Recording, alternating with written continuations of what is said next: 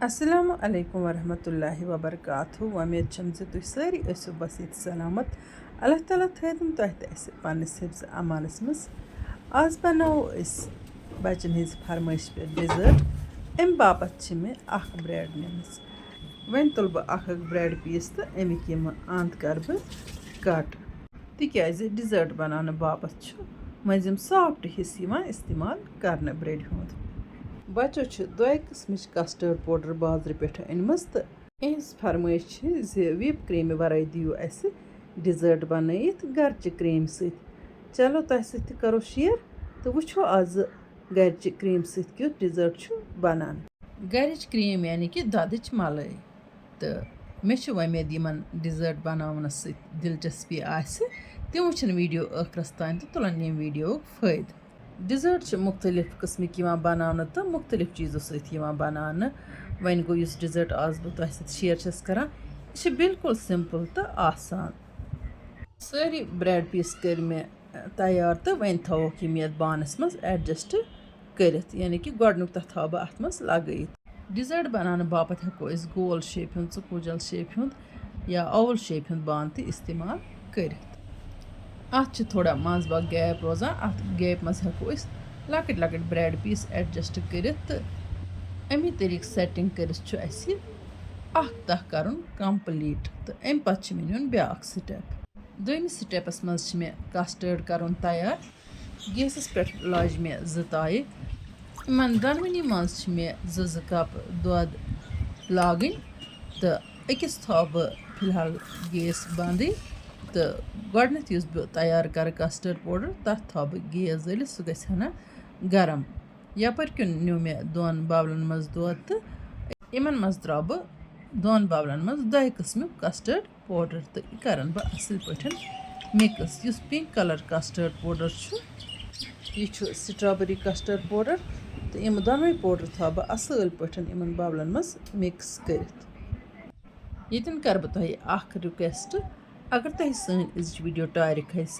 Video कर like तो पन्न सथिन कर शेयर जान जान कमेंट लिखित बर्जो जायकाज कश्मीरी किचनस लोल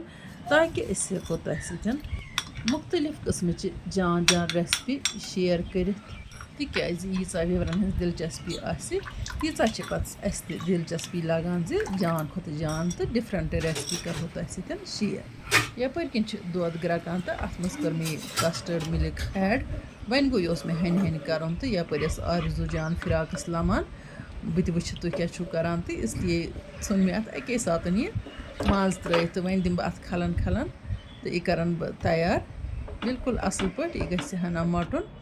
तो वो तो यह मटो कहन मिनटन मज तो वन कोर मे गैस बंद तो दोमि ताय मज त्रा बह वन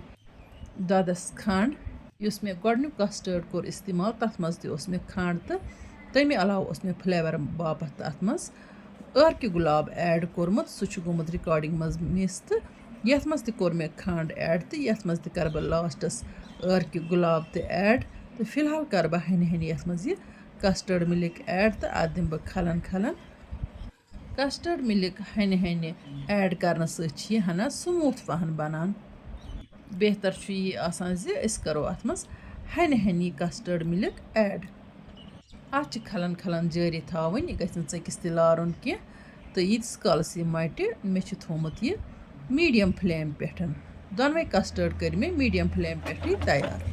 वो तो वन यह कस्टर्ड होतन वन मटन गैस बंद कर पत् थो बह अत हना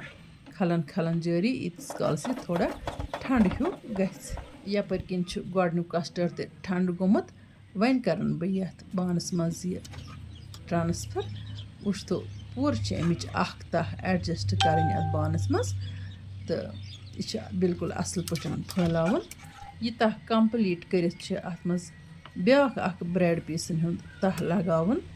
तो तम पे अत मज दोम कस्टर्ड कर ऐड। यपर किन आरजू जानन तूत शोर मचोमुत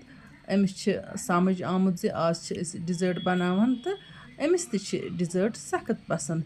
सारी बच्चे तकरीबन अत पसंद करान। अमे ब्रेड तह पत कर बह वन अत मज ऐड यह कस्टर्ड युस मे स्ट्रॉबेरी कस्टर्ड बनत थोमुत